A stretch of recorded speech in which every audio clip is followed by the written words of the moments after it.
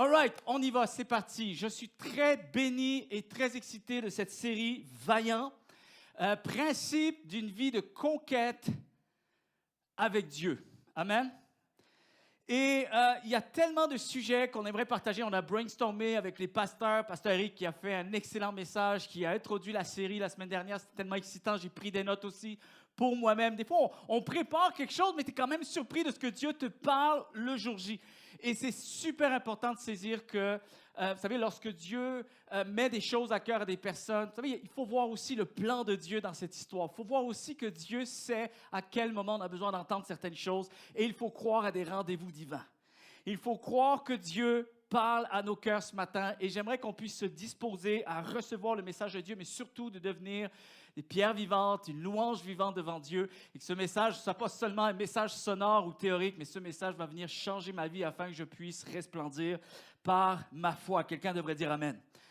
Le titre de mon message, c'est la question qu'on se pose ce matin. Vous avez vu plusieurs sujets qui ont été parsemés, qui ont été mis dans la publicité et j'ai décidé de prendre la question telle qu'elle est un peu longue, mais elle veut dire vraiment quelque chose de significatif pour nous aujourd'hui. C'est comment rester discipliné afin d'acquérir une foi vaillante, active, concernée et continuellement éveillée. Combien désirent avoir une foi vaillante, active? Amen. Amen. C'est le désir de tout le monde qui désire vivre pour Dieu. Dès l'instant où Dieu a touché nos cœurs, c'est nos prières. Ce sont nos prières, c'est notre désir, ce sont nos soupirs. Seigneur, donne-moi plus de foi. Seigneur, une mesure de foi vaillante, active, concernée et une mesure de foi qui va continuer, qui va poursuivre sa route et rester continuellement éveillée. Et ce matin, j'aimerais vous amener avec moi sur un premier principe qui nous permet de pouvoir non seulement avoir une foi vaillante, mais une foi vaillante qui perdure, qui continue. Et peut-être ça va sembler très banal, mais très profond en même temps. Et le titre, le premier point de mon message s'intitule « Je reste fort », 3 petits points, je le deviens. Souvent, on oublie cette réalité. Souvent, on est tellement obsédé par les résultats qu'on attend que quelque chose arrive sans réaliser que parce que je poursuis cette chose, je finis par l'atteindre. Alors, je reste fort, donc je finis par le devenir. Et je suis interpellé encore une fois par ce verset un peu thème de cette série dans 2 Samuel chapitre 2, verset 7, ça dit « Reprenez courage et soyez forts ». La vraie version, si on étudie les mots, le contexte, en réalité, David dit ceci, « Reprenez courage et restez forts », puisqu'il fait allusion à cette action d'un cœur résolu. Prenez la résolution d'être fort. Ça veut dire que tu choisis, tu t'engages à être fort. Et donc, quand tu es résolu à être fort, tu vas tout faire pour le rester. C'est pour ça que bien des spécialistes de la Bible disent il faudrait le traduire « Reprenez courage et restez fort ». Et ça, c'est une bonne nouvelle. Je ne sais pas pour vous ce que ça fait, mais ça doit avoir un effet, théoriquement, si on comprend le sens, ça a un effet libérateur. Ça a un effet où est-ce que ça devient accessible à tous d'être fort. Parce qu'on n'est pas fort du jour au lendemain, on le devient et on le reste. Et la Bible ne nous dit pas « Soyez les plus forts ». Mais soyez forts, à notre niveau, à la leçon du jour qui est la mienne aujourd'hui. Je n'ai pas à me comparer à qui que ce soit. Donc, être fort, c'est à la portée de tous et chacun. Et c'est accessible. Et vous savez, la vision de l'Église, la simplicité, on va saisir la foi en Dieu avec simplicité, avec authenticité, et on veut que ça soit accessible à tous. Pourquoi? Parce que l'Évangile est accessible à tous. Triompher avec Dieu est accessible à tous. Connaître Dieu est accessible à tous. Peu importe les éléments du passé, peu importe ce qui nous fait peur aujourd'hui, peu importe l'incertitude de l'avenir, être avec Dieu et vivre une foi vaillante avec Dieu est accessible à tous. Yes. J'aime ce passage parce qu'il fait référence à un événement tragique qui arrive. Le roi Saül, le roi d'Israël à ce moment-là, décède. Et souvent, on va dire, mais pourquoi il y a un besoin d'avoir ce discours-là quand un roi qui meurt au combat, ça arrive. Ça arrive très souvent. Et il faut donc étudier le contexte pour savoir pourquoi David a ressenti le besoin de se présenter devant, et ce n'était pas tout le peuple en passant, c'était seulement quelques habitants de certaines régions, et je vais vous expliquer le contexte, et c'est là qu'on va saisir un message tellement important pour nous. David déclare ceci parce qu'il sait que là, la situation est devenue plus complexe que juste d'avoir perdu un roi. Parce que si on se réfère à l'histoire, pas juste Saül est décédé, mais son fils également est décédé au combat dans la même journée. Et ça, c'est une double tragédie. En réalité, c'est une double épreuve. Déjà, il faut se relever d'une épreuve, mais là, il y en a une double. Et là, le problème, voici pourquoi David a besoin de se présenter devant les gens et de dire, il va falloir que vous gardiez courage. Parce qu'il y a tous les éléments pour le perdre. Une nation à l'époque, aujourd'hui c'est très difficile de comprendre le contexte, mais à l'époque c'était par les excursions militaires que tu survivais. À l'époque, une nation devenait riche, devenait bénie, avait des possibilités d'avenir parce qu'elle devenait de plus en plus forte point de vue militaire. C'est-à-dire qu'elle était en mesure non seulement de se défendre, mais aussi de conquérir d'autres territoires. C'était le moyen de pouvoir espérer un avenir glorieux et un avenir prometteur. Alors, c'est un peu complexe pour nous aujourd'hui parce qu'on ne fait plus la guerre avec tout le monde, malgré que les guerres, il y en a encore et ça va encore exister. Mais il faut savoir qu'à cette époque-là, c'est comme avoir perdu de son essence, de sa force, presque les seules ressources que nous avions sont mortes en un instant. Parce qu'un roi décède. Vous savez, une nation aujourd'hui ne gère jamais les choses avec le day-to-day. Jamais. On ne gère jamais, on ne fait jamais un plan pour ce qui arrive aujourd'hui. On prévoit toujours les possibilités. On prévoit toujours les imprévus. Il faut prévoir. Lorsque tu gères quelque chose de gros, tu ne peux pas juste avoir un plan pour aujourd'hui. Il faut aussi que tu travailles dans les au cas où, dans les plans B. Pas seulement le plan A. Parce que qu'est-ce qui arrive si le plan A est mort et ne marche plus? C'est sûr que si on veut dire de toi que tu es un bon intendant, que tu gères bien les choses, c'est aussi que tu penses à l'avenir, tu penses aux autres possibilités. Donc, tu prévois un plan B. Et à l'époque, le plan B était toujours la descendance du roi. Et on dit souvent, oui, mais c'est David qui va être roi. Oui, mais il faut se référer. Bon, là, peut-être certains, vous n'étiez pas là dans les derniers messages, mais j'ai expliqué. N'oubliez pas, cette promesse que David deviendra roi, elle s'est faite en huis clos. C'est confus. Pas tout le monde le sait. Pas tout le monde est conscient de ce que Dieu veut faire. Même David est même plus conscient. Il est même plus sûr de ce que Dieu comptait faire avec cette promesse-là. Donc, c'est un plan qui est trop ambigu. Donc, il faut revenir à la base.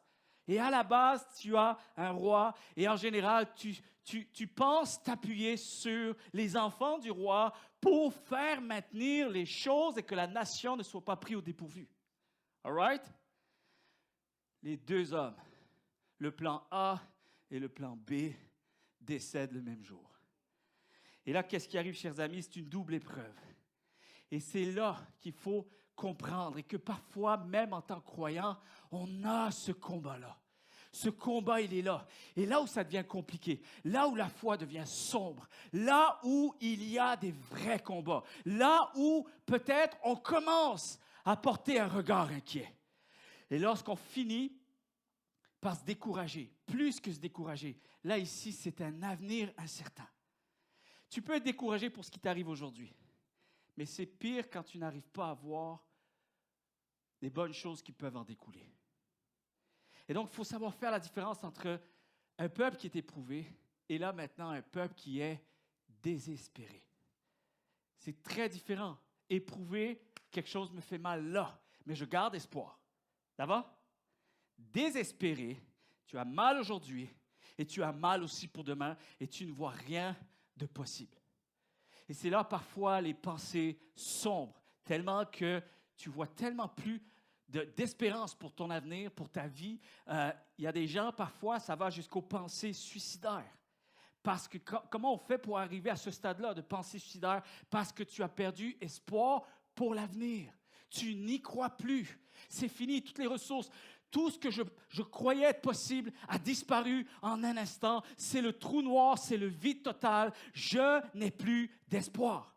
Avenir incertain et on finit par être vulnérable. Et ici, ce qui était compliqué, c'est que ce peuple-là, en fait, il pouvait imaginer un peu les choses. Parce qu'une nouvelle qu'un roi est décédé, ça allait vite aux nouvelles pour les rois et les peuples ennemis. Alors, on essayait de saisir l'occasion de vulnérabilité. C'est maintenant, il faut aller assiéger Israël, tout de suite. Ça, c'était quand un roi décédait, et on mettait vite le fils ou quelqu'un d'autre, le successeur, c'est prévu, il y a un plan. On ne fait pas les choses comme ça à la dernière minute. Tout est prévu, on va mettre quelqu'un, donc il y a encore espoir que ce deuxième plan va nous sauver la vie. Maintenant, imaginez la nouvelle. Saül et Jonathan. Là, c'est une porte immense qui s'ouvre à l'ennemi. La brèche, la fragilité, la vulnérabilité. Et c'est comprenable. C'est là que je comprends. Je comprends que le peuple peut s'inquiéter et être fragile. Je comprends que David ait ressenti le besoin de parler et de dire non, on ne va pas se laisser avoir, les amis. Si on tombe là, c'est fini. Et là, il ne dit pas on va être les plus forts. Non, on va rester forts. Et c'est là tout le message de ce matin. Même si nos ennemis veulent en profiter, même une période de fragilité, vulnérabilité, j'aimerais vous dire ce matin que la vraie vaillance, elle est mise à l'épreuve quand nous perdons tout espoir de vaillance. Vaillance veut dire combatif. Et l'instant où on décide de ne plus se battre, c'est ce jour-là qu'on décide de perdre. C'est pour ça que David il dit, on a perdu, il y a des éléments qui viennent fragiliser notre vaillance, mais il va falloir la garder, parce que c'est notre seul espoir de continuer à se battre, jusqu'à ce que Dieu décide de notre sort. Mais il faut continuer à se battre, et c'est là que ça se passe. C'est là que ça se passe, quand on est moins confiant pour l'avenir. C'est là que notre foi se met en place. Quand il y a un ascendant psychologique. Ça vous est déjà arrivé, ça? Le discours intérieur devient fragile. La foi, elle part de où, chers amis? De nos pensées. Tu ne peux pas avoir foi ou être incrédule sans que tes pensées y aient contribué. Donc, l'univers intérieur, le discours intérieur a changé. Et ça me fait penser à Youri Djorkaeff, un joueur de soccer qui est devenu champion du monde à l'époque de la grande épopée avec Zinedine Zidane, équipe de France en 98 quand ils ont gagné la Coupe du Monde. Et ils ont eu toutes sortes d'aventures. Et Djorkaeff, à un moment donné, devait tirer un penalty. Et devant lui, il y avait un gardien de but que dans les années qu'il a été dans son club, tout ça, il y a une différence entre lorsque tu joues dans les championnats et lorsque tu joues la Coupe du Monde, tu n'es pas avec la même équipe. Et ce gardien-là, à chaque fois Youri Djorkaeff tirait, ce gardien arrêtait ses buts constamment. Et là, l'enjeu était tellement grand qu'il fallait absolument que Djorkaeff marque ce but, qu'il a été honnête. Et il a voulu faire un caucus. C'était un peu ce jour-là, il avait le dossard du capitaine. Et il a demandé à ses coéquipiers de venir. Il dit, il faut que je vous avoue une chose.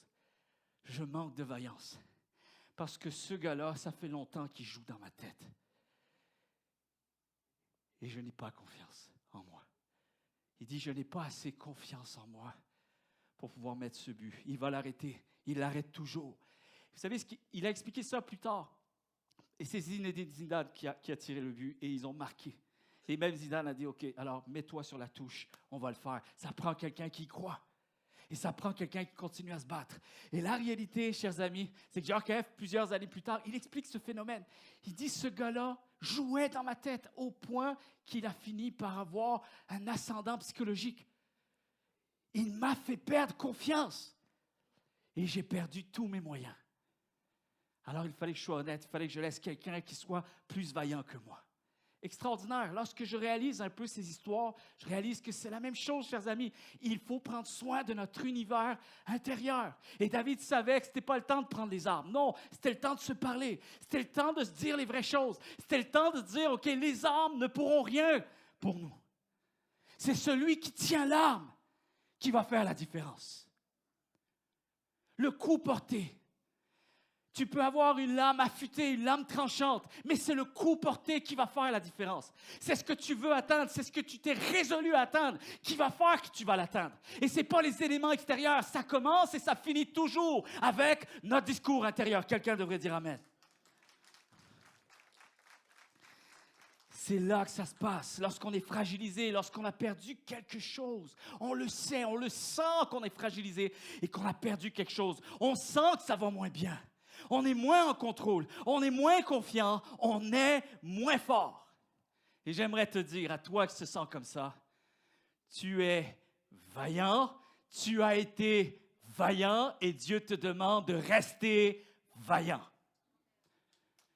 Reste vaillant. Parce que c'est là que ça se passe chez tout le monde. Des fois, les histoires de la Bible, des fois, là, je me dis, les gens ne la lisent pas. La lisent pas. Des fois, j'ai des discussions avec des gens, mais où tu vois ça dans la Bible? Tous les héros de la foi le sont devenus. Ils ne l'ont jamais été. Ils le sont devenus. Et tous les héros de la foi, tenez-vous bien, là. Ça va shaker. Les bancs, ils vont avoir des vibrations.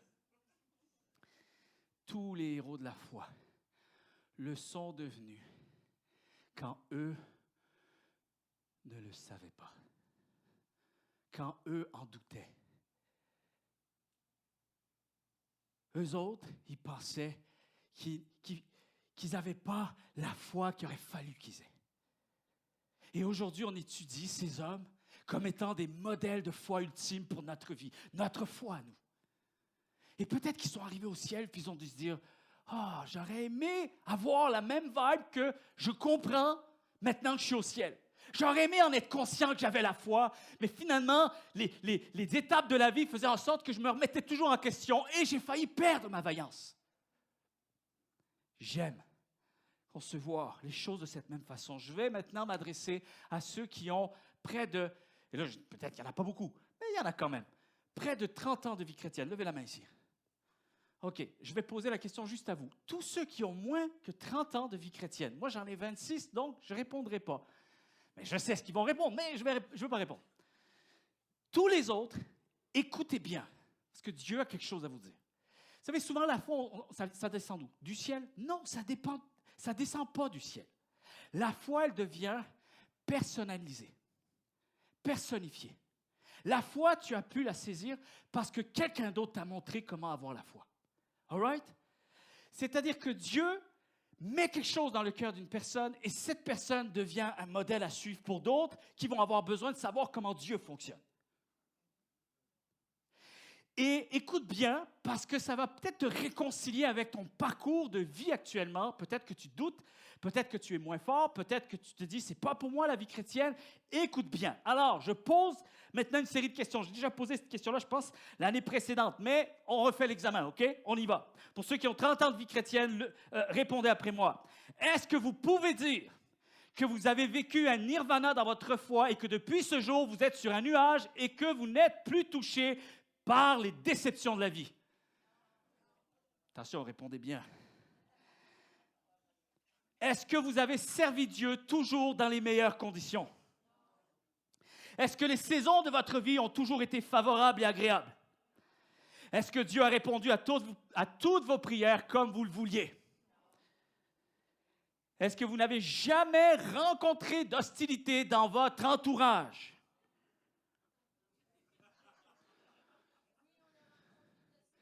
D'accord, c'est bien. Merci Anne-Marie. Est-ce que vous avez connu des églises parfaites? Non. Non. C'est, hein? Toujours, faut toujours qu'il y ait quelqu'un. Ah ouais. Il y a nous, il y a toi, pasteur. Mais tu sais quoi, je l'attendais, c'est là. Donc, j'avais prévu de vous faire une petite vanne aussi, d'être un petit peu tannant, OK? Alors moi, je vais répondre à cette question. Avez-vous connu des églises parfaites? Non, parce que vous y étiez. All right. Est-ce que vous avez été blessé là où vous ne vous y attendiez pas? Est-ce que vous faites toujours ces choses que vous voudriez faire? Est-ce que vous avez atteint une sainteté parfaite? Est-ce que Dieu vous a délivré de toutes vos luttes et vos combats en un jour? Est-ce que vous avez encore des luttes? Est-ce que vous vous inquiétez encore parfois? Et une dernière question, est-ce que vous vous dites que vous auriez pu mieux faire? Oui, oui. Et est-ce que vous pourriez même mieux faire aujourd'hui encore? Absolument. Et pourtant, chers amis, vous vous considérez comme étant des hommes et des femmes qui ont la foi. Amen. La foi est là, la foi est née. Ça n'a pas empêché que la foi naisse et ça n'a pas empêché que la foi demeure. La foi continue. Et je dirais même ceci, que tous ces éléments du parcours de la vie, que là où j'aurais aimé être mieux, là où j'aurais aimé avoir une meilleure réponse à donner, là où j'aurais aimé, si j'avais à donner l'effet de passer un examen, j'aurais aimé réussir l'examen, mais je l'ai manqué, je l'ai échoué. Malgré tout, tu peux déclarer ceci, que ce sont toutes ces choses qui t'ont permis de pouvoir aimer Dieu encore. Ils t'ont permis de pouvoir aimer Dieu plus. Et ils t'ont permis d'aimer Dieu mieux. Amen. Voilà ce que j'aime avec la foi. Voilà pourquoi je vais rester un homme de foi jusqu'à la fin. Parce que tout est devenu plus simple. C'est accessible et c'est tous les jours que c'est possible. Il n'y a pas un examen ultime. Mon fils va passer le permis bientôt. Là, oui, là, il pratique. Et puis, il faut que j'apprenne le plus de leçons possible. Il faut que je maîtrise le plus. Bon, il est bon, le professeur, il conduisait bien. Mais tu as un examen ultime. Avec la foi, chers amis, l'examen, c'est notre vie du moment où nous avons connu Dieu jusqu'à la fin, jusqu'au bout. Tu continues à marcher avec Dieu du mieux que tu peux. Écoutez bien ceci. Toutes ces choses ont fait en sorte que nous avons été plus enrichis. Nous avons appris à grandir. Nous avons maturé. Nous avons été bonifiés, réédités. J'aime bien ce terme-là. On devient toujours une version 2.0, toujours. Il y a toujours une possibilité d'une version 2.0 pour ma vie. C'est pas extraordinaire, ça? C'est pas extraordinaire de savoir que la Bible nous dit qu'à chaque jour, les bontés de l'Éternel se renouvellent. Chaque jour, c'est possible. Hier a été moins ce que j'aurais espéré, je suis moins fier, mais ce matin, je peux encore revenir devant Dieu avec un cœur sincère et je sais qu'il y a encore la possibilité que je puisse rester vaillant dans ma foi. Quelqu'un devrait dire Amen. On s'est accompli à travers le parcours. On a même acquis une meilleure compréhension, non seulement de Dieu, mais de soi-même et des autres. Et vous savez, lorsqu'on parle que Dieu se révèle à nous, bien, j'aimerais vous dire, pour ma part, et là, j'espère que ça va faire du bien à quelqu'un. Peut-être quelqu'un qui est plus fragile ce matin a besoin d'entendre ça. Et ne pas le cacher, chers amis. Mais là, ce que Dieu s'est révélé à moi au long de mon parcours, et que je peux dire aujourd'hui, c'est fou comment j'ai appris à connaître Dieu, eh bien, révélé a été avec le mot « relevé ». Je me suis relevé et Dieu s'est révélé. Je me suis relevé et Dieu m'a montré encore quelque chose. Je me suis relevé et j'ai été surpris de voir que j'apprenais encore des choses nouvelles sur Dieu. Je me suis relevé et j'ai pu voir que même j'ai pu devenir une lumière resplendissante pour quelqu'un, un espoir pour quelqu'un. Là où le péché abonde, la grâce a surabondé. C'est incroyable comment on veut souvent parler que Dieu nous remplisse de son esprit. Mais quand on regarde les fruits de l'esprit, chers amis, c'est tellement des attributs communicables, très concrets. Et chers amis, pour pouvoir apprendre à être patient, il faut faire face à notre impulsivité. Tu ne peux pas vouloir être plus patient si tu n'es pas dans le regret de ton impulsivité. Donc, il faut que tu goûtes à ton impulsivité pour dire « ça suffit, ça va faire ». Il faut que je sois plus vaillant, il faut que je change ça. Seigneur, donne-moi ta patience. Et donc, finalement, le mal finit par servir le bien. Tout comme Paul, il dit, on pourrait presque se réjouir que Dieu nous a donné la loi. La loi nous a donné des interdits. Les interdits a mis la lumière sur notre nature pécheresse. Et finalement, on a eu besoin de se mettre à genoux pour demander et implorer la grâce de Dieu.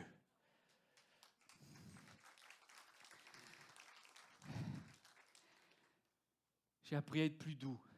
Bon, ma femme, elle vous dirait, ben non, pas vraiment. Mais bon. Mais moi, je sais, quand même. J'ai appris à être plus doux parce que j'ai compris que j'étais rough. J'ai accepté. J'ai statué. J'ai dit oui. À un moment donné, il faut dire oui. Abdique. Jésus a dit, je ne peux pas aider quelqu'un qui ne reconnaît pas avoir besoin d'aide. Je suis venu pour ceux qui reconnaissent avoir besoin de moi. Alors, il faut que je fasse face à mon intransigeance pour apprendre à être plus conciliant. Il faut même que j'apprenne sur moi que je suis quelqu'un qui juge rapidement, afin que je sois plus sensible et que ça soit plus ça que je demande à Dieu. Seigneur, apprends-moi à être plus sensible, plus généreux, parce que je suis encore trop égoïste, plus compatissant, parce qu'il y a encore du légaliste en moi, plus humble, parce que l'orgueil fait rage, plus persévérant, parce que je manque de courage. Je veux être plus fort, parce que j'ai tendance à être faible. Et je veux être plus resplendissant. Et vous savez comment je peux être plus resplendissant? En ne cachant pas mes ténèbres. Ah, les amis, la Bible dit, qu'est-ce que ça donne de mettre une lumière là où tout est déjà éclairé?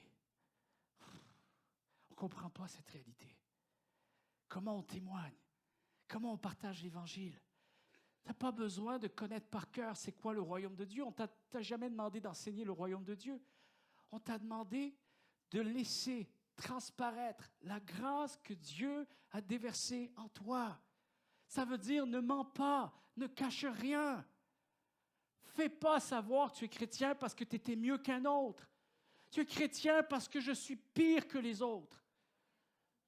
Afin que quelqu'un puisse dire, « Ah, mais ça me va bien ce message-là, je m'y retrouve. Je m'y reconnais. J'ai besoin également de la grâce de Dieu. » La lumière. On est allé en Corse l'année dernière. Il faisait 47 degrés une journée. 47. Imaginez. Et nous, les imbéciles, on s'en va à la plage à 2 heures de l'après-midi. On est resté 1 heure parce que le sable nous brûlait les pieds. Et on avait un peu d'eau. Oui, parce que même quand tu as beaucoup d'eau, à 47 degrés, ça devient un peu d'eau. Parce que tu peux boire quelque chose au début, mais plus après. Après, même la glacière, elle a fondu. All right? Et je peux vous dire une chose, qu'on se battait dans la voiture pour une gorgée d'eau. Vous savez pourquoi? Parce qu'il y avait de la haute chaleur. Il y avait le contraire de l'eau. Il y avait la sécheresse. Alors maintenant, amusez-vous à aller en Corse, sur la plage. Moi, j'ai dit, il y a des gens qui n'ont rien compris. Tu veux faire fortune, va sur une plage à 2 heures de l'après-midi et vends des bouteilles d'eau. Tu vas pouvoir les vendre 4-5 fois le prix qu'elle vaut. Parce que ce n'est pas tant ce qu'elle vaut ailleurs, c'est ce qu'elle vaut là, ici, où tu la vends. Et la grâce de Dieu, ça ne sert à rien de la vendre à ceux qui se pensent meilleurs que Dieu. Ça ne sert à rien. Ce n'est pas notre travail.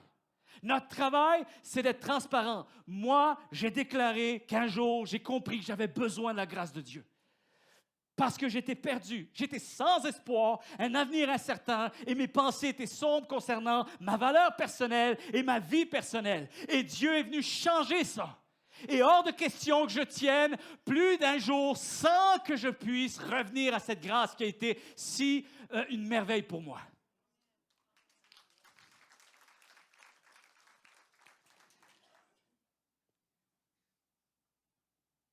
Montre qu'il fait sombre dans ta vie. Comme ça, les gens verront la lumière de Dieu. Amen. Nous parvenons à transmettre la lumière de Dieu parce que nous ne cachons pas nos ténèbres. C'est comme ça que Dieu va pouvoir se glorifier dans notre vie. Car le jour où j'ai connu Dieu, j'ai atterri dans une église. Peut-être que mon frère m'a forcé à aller à l'église. Mais en fait, on avait un deal ensemble. Ceux qui ne connaissent pas, je n'ai pas le temps de parler, mais j'avais dit que si un jour j'avais du temps, je viendrai à l'église.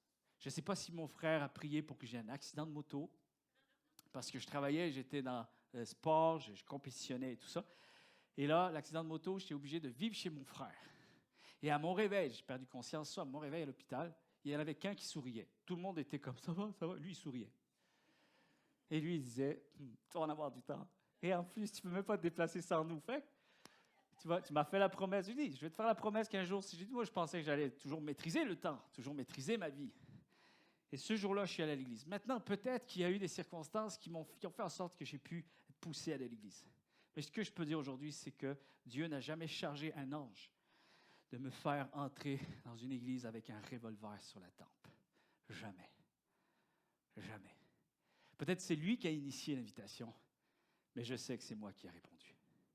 Et il m'a laissé y répondre. J'ai même eu des opportunités de pouvoir répondre auparavant. Je ne l'ai pas fait, mais Dieu a été patient. Et j'aime aussi réaliser une chose, c'est que Dieu ne m'a jamais imposé de réussir une série d'examens avant de m'accorder sa faveur. Je n'ai jamais eu ce phénomène-là. Des fois, je trouve ça triste que des gens ont tellement été dans l'Église. Je parlais avec ma sœur Anne-Marie la semaine dernière. Je dis des fois, il n'y a rien de plus beau que l'Église pour connaître Dieu. Et des fois, il n'y a rien de pire que l'Église pour se refroidir avec Dieu. C'est comme le paradoxe un peu. C'est que c'est l'endroit où Dieu se glorifie, puis c'est l'endroit aussi où on dit n'importe quoi sur Dieu. On invente n'importe quoi. On crée des sous-cultures, on crée des sous-vérités, on crée des vérités seconde main, on fait n'importe quoi. Peut-être parce que c'est une sensation qu'on a, peu importe. Mais une des choses que je crois, chers amis, c'est que je ne suis pas devenu parfait le jour où Dieu s'est révélé à moi. Je n'ai pas tout compris à propos de la foi dès le premier jour. Mes progrès avec Dieu ne se sont pas faits du jour au lendemain. Il ne m'a jamais dit « c'est trop tard ». Ça, c'est une phrase que je n'ai jamais entendue de Dieu et je ne l'entendrai jamais. Jusqu'à mon dernier souffle. Parce que Dieu me dit « tout est retouchable, tout est retravaillable ». Il ne m'a jamais dit que j'étais un cas trop désespéré au point qu'il ne puisse pas m'accueillir à nouveau, me pardonner à nouveau, me relever, me fortifier, me transformer. Et j'aime déclarer que je n'en ai pas fini d'en apprendre sur Dieu et sur moi-même. Parce que si la foi, écoutez bien ce que je veux dire, si la foi était quelque chose qui devait se régler en un jour, ça fait longtemps que je ne serais plus chrétien. Et là, je dirais, ah oui, non, je n'aurais pas eu la capacité d'être chrétien. Non, ce n'est même pas ça que je dis.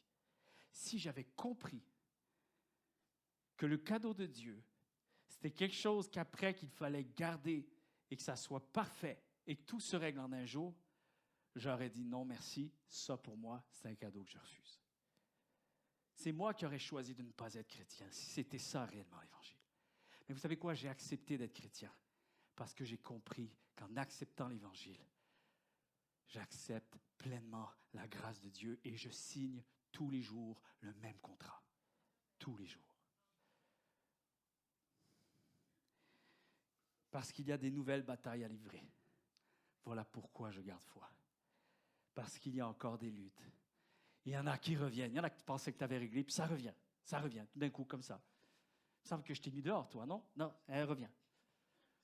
Et puis, des fois, elle revient avec d'autres nouvelles. C'est comme, ça fait beaucoup. J'ai la foi parce que j'en ai pas fini avec la foi. Sinon, je ne pourrais pas parler de la foi si ce n'était pas encore en vigueur dans ma vie. Ce qui fait qu'aujourd'hui encore, j'ai toujours le même feu de témoigner de Jésus-Christ. C'est parce que je travaille encore avec ma foi. C'est ça la beauté.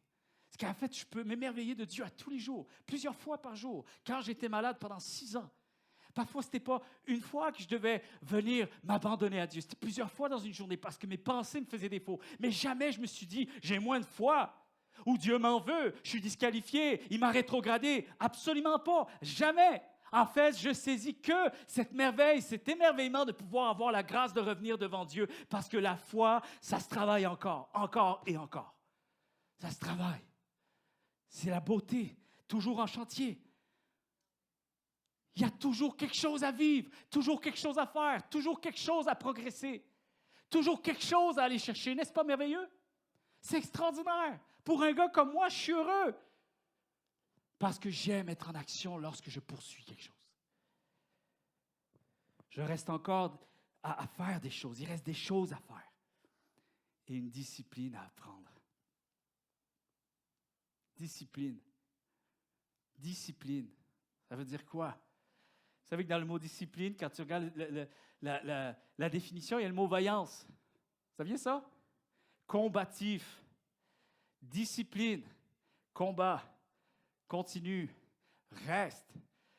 Le jour où tu arrêtes d'être discipliné, tu n'es plus discipliné. Non? Discipline veut dire tu continues à faire les choses. Tu continues.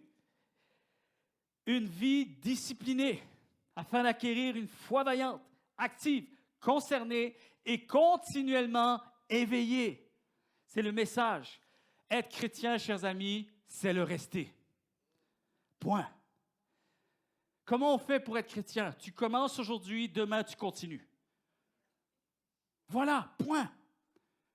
Oui, mais je ne comprends pas tout. Demain aussi, tu vas voir, il y a d'autres choses que tu ne comprendras pas. Il y a toujours un truc qu'on ne comprend pas. C'est ça la beauté. Dieu ne permettra pas qu'on ait la science infuse, qu'on sache tout et qu'on connaisse tout. Il est beau, il est trop concerné pour nous. Il nous aime trop pour nous amener là. Quelque chose à travailler aujourd'hui. Une fois que tu l'as réglé, sache, il y aura une prochaine leçon, une autre leçon du jour. Et tu continues. Tu n'es pas découragé pour t'apercevoir encore. Hé, Mike, je suis plus en chantier que je ne le pensais. Arrête de te dire ça. Parce que le but, ce n'est pas de montrer à tout le monde que tu n'es plus en chantier. Non, le but, c'est de t'émerveiller parce que justement, tu es un chantier éternel et Dieu règle ça tous les jours de ta vie.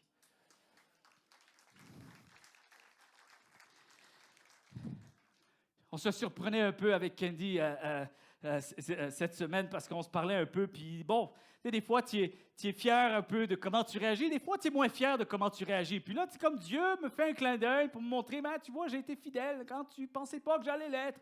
Et puis finalement, on discute. Je dis, c'est fou, hein, Candy? Je dis, c'est fou comme on est, hein? Après 26 ans de vie chrétienne, je peux dire vraiment, il y a un cycle dans ma vie. J'y crois, oui, je crois en Dieu. Ah, j'y crois moins. Ah, j'y crois plus du tout. Bon, hey, j'y crois encore. Puis là, quand tu y crois, là, tu veux que tout le monde croit en même temps que toi. Hein? Et puis là, d'un coup, tu y crois moins, tu veux que les gens te laissent tranquille. Quand tu y crois plus, tu méprises tout le monde. All right? Et d'un coup, tu y crois encore. Hey, croyez en Dieu, croyez en Dieu. On se ressemble?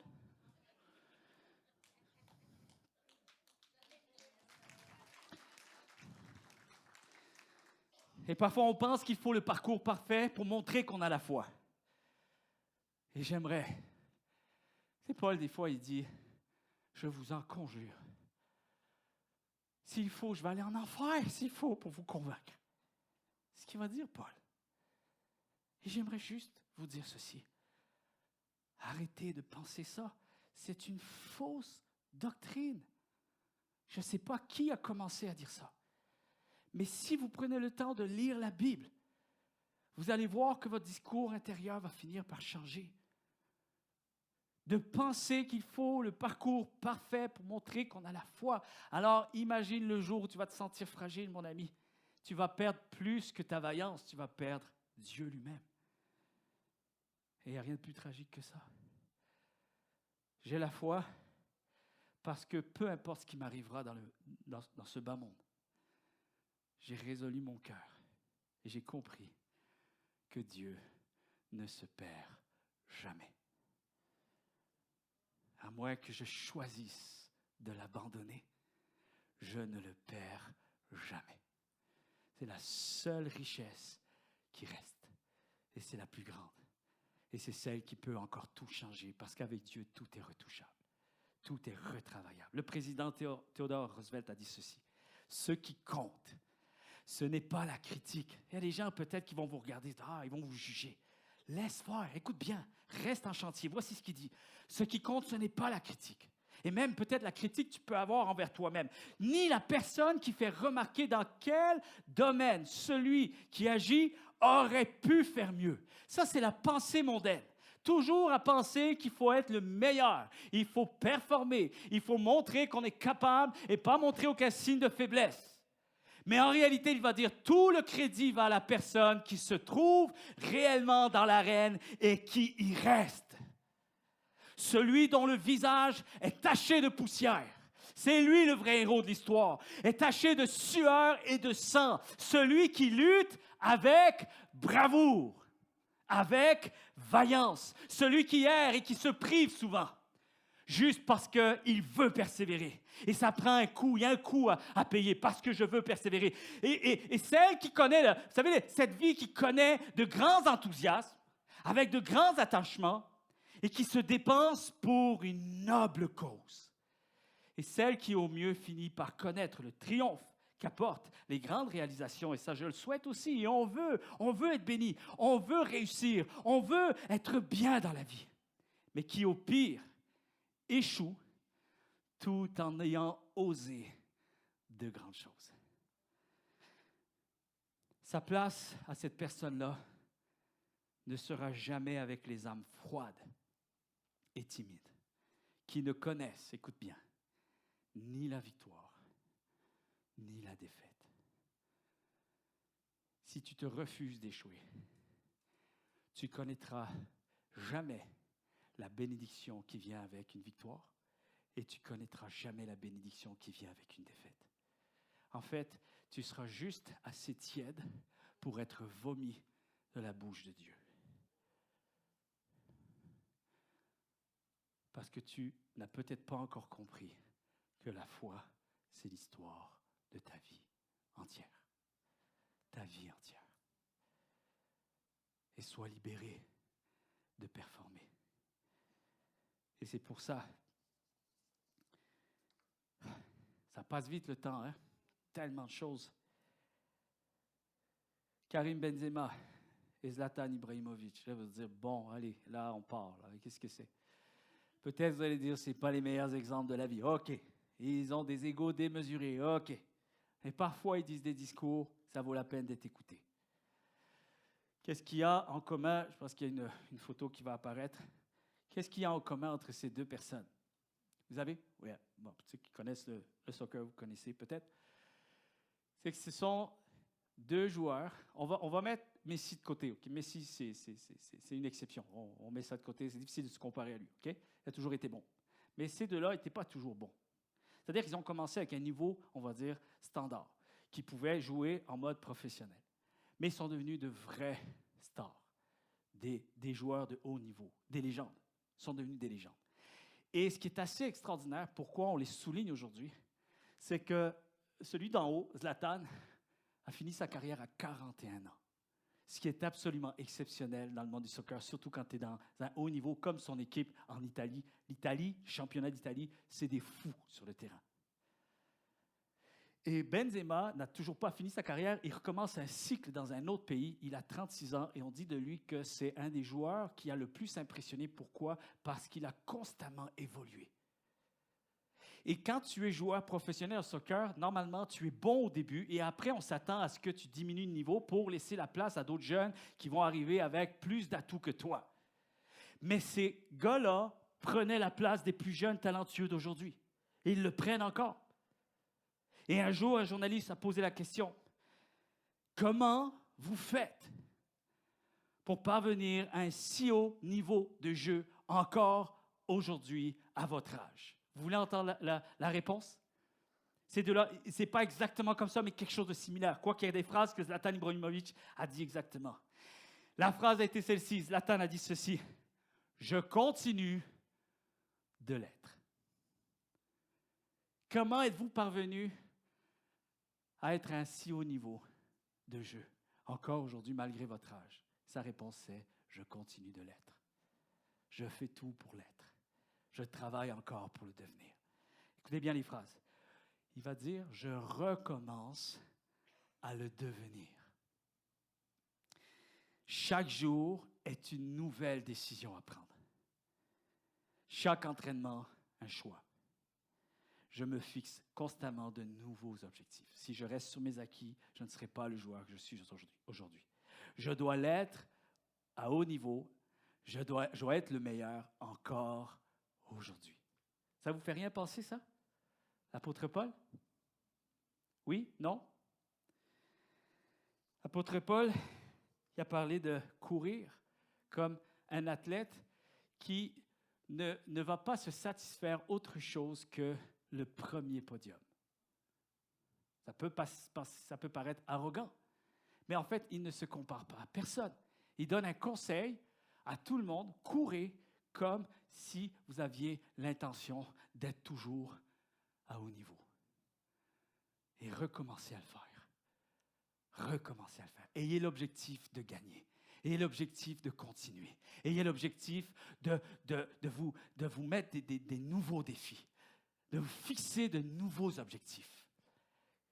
Quand j'ai fini une discipline, j'en travaille une autre. N'est-ce pas? N'est-ce pas juste la bonne chose à faire? Et après plusieurs années, je regarde, je dis, wow, on a progressé ensemble, Seigneur, incroyable. Vous êtes là? Je vais demander à Ando de bien vouloir me rejoindre. Je vais terminer avec ceci, écoutez bien. Ce matin, il y a une personne, elle le sait, elle est au courant, là, mais elle aurait dû être là, mais en fait, je lui ai demandé d'être là, mais elle n'est pas ici ce matin. Vous savez, il y a des gens que j'ai vus devenir des héros de foi. Vous savez, il y a des gens qui ont réussi à avoir une grande foi avec Dieu. Et c'est des gens que j'ai vus avoir un parcours où ces personnes-là tombent, se relèvent, tombent, se relèvent. J'ai vu des gens changer dans leur vie et pouvoir expérimenter quelque chose avec Dieu. Et pourtant, quand tu regardes le parcours, il y aurait des fois où j'aurais dit, pas sûr que ça va aboutir à quelque chose. Et pourtant, elle s'est relevée, cette personne-là. Et encore aujourd'hui, elle lutte une nouvelle lutte, un nouveau combat, sa discipline du jour. Et il y a des gens qui comprennent qu'avoir la foi, c'est accepter ça. Ça ne fait pas de cette personne quelqu'un qui a moins la foi ou qui n'a pas compris les choses de Dieu. Absolument pas, parce qu'aujourd'hui, elle peut en dire des choses sur la foi en Dieu. Elle peut en dire des choses sur comment Dieu s'est manifesté à elle. Elle peut pleurer des heures devant la grâce de Dieu. Et parfois, c'est une des seules à pleurer quand on vient ici à l'église lorsqu'elle entend les messages. Cette personne, c'est Sarah Côté. Et je peux dire de ce témoignage, j'en ai connu, j'en connais encore aujourd'hui. Je suis obligé de conseiller des amis aujourd'hui. Parce qu'il y a des gens qui veulent abandonner. Pourquoi? Parce qu'ils constatent que j'aurais pu mieux faire. Et je suis pas satisfait de moi-même pendant qu'Ando commence à jouer. Je ne suis pas satisfait de moi-même. Je dis, mais d'où ça sort? Où est-ce qu'il faut que tu sois satisfait totalement de toi-même? Si tu vas dans cette voie-là, tu vas cesser d'être chrétien. Tu vas cesser d'avoir foi en Dieu.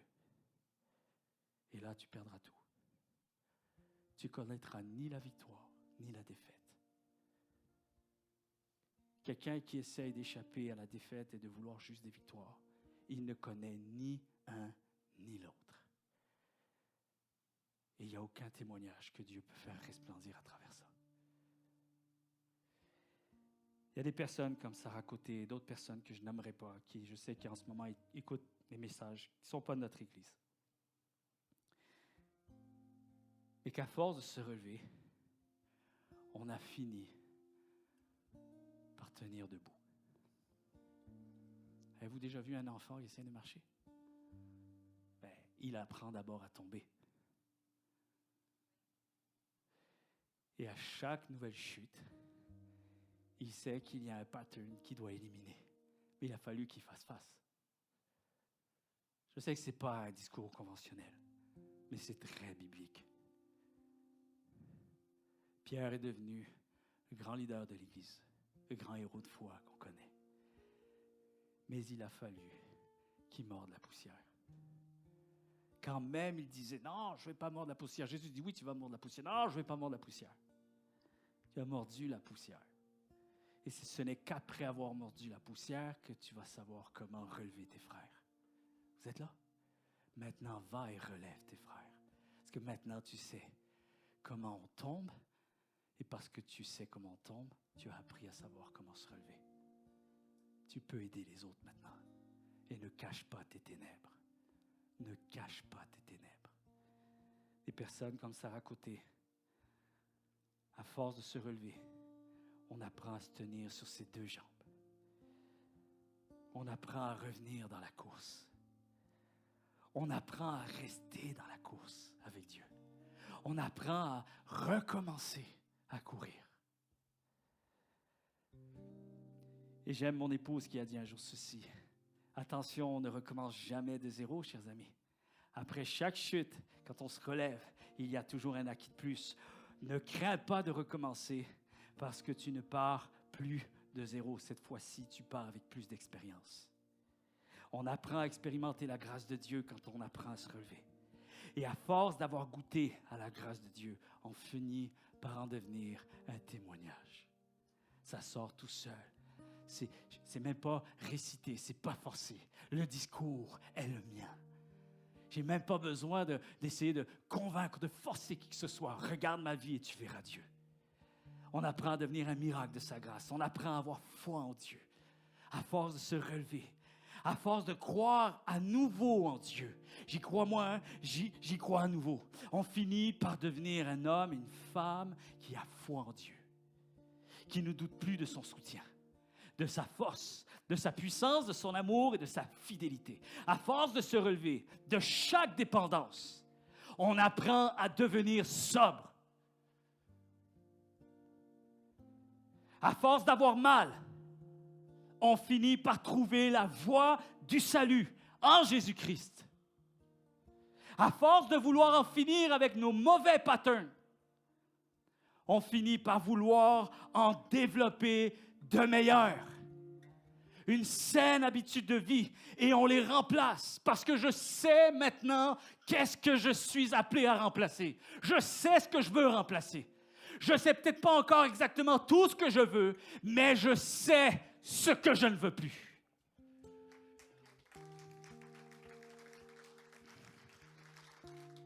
Allez, la dernière phrase de ce matin. Il y a plein d'autres choses que je voudrais dire. Il y a d'autres messages qui s'en viennent.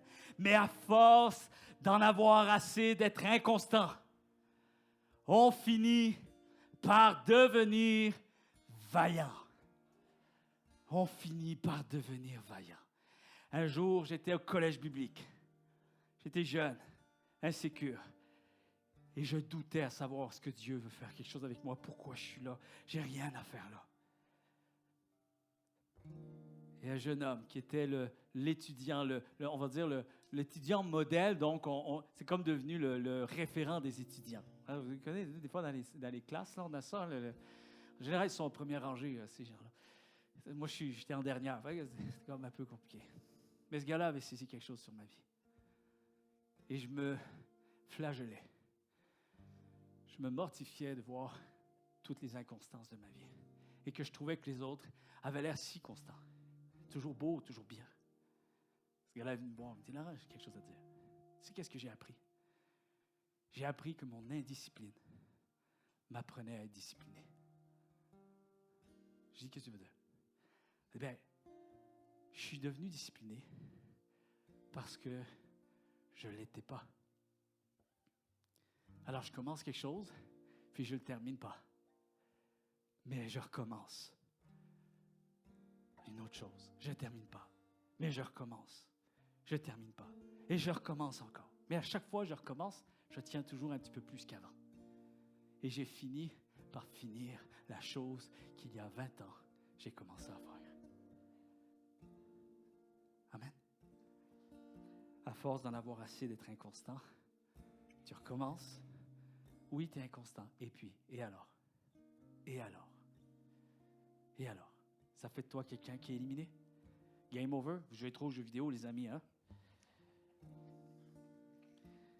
Physicienne et chimiste récipiendaire de 2 prix Nobel a dit ceci: la vie n'est facile pour personne. Et a dit, et alors?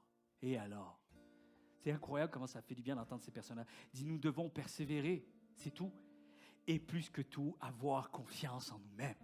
Nous devons croire que nous sommes doués pour quelque chose et que ce quelque chose, peu importe le prix, doit être réalisé. Ça prendra le temps que ça prend. C'est difficile. Et alors? Persévère.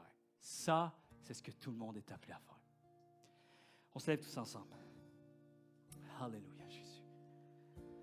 Alléluia. Une autre partie du message est prochaine fois et ça va être très complémentaire aussi avec d'autres sujets qu'on veut partager. OK. À vous de savoir avec quel genre de prière vous voulez sortir de ce lieu. Vous avez quelques chants qui vont être déployés. Ando va nous conduire à chant de louange. Et j'aimerais que vous puissiez saisir ces moments. Vous savez, des fois, ce n'est pas juste des chants qu'on entend, pas juste pour faire du bien à nos émotions, mais saisissons ces moments, les paroles qui vont être prononcées. Ça devienne vos prières, vos paroles. Je ne sais pas tout ce que tu traverses. Je ne sais pas s'il y a des gens aussi, peut-être c'est la première fois. Je sais qu'il y a des gens qui me disent, des fois ils écrivent, ils disent, je vais venir visiter l'église. C'est la première fois, je ne sais pas, j'entends parler de votre église, puis il y a peut-être un moyen que je connaisse Dieu. Alors, j'espère que ce matin, ce message te permet de pouvoir croire que tu peux commencer quelque chose avec Dieu ce matin.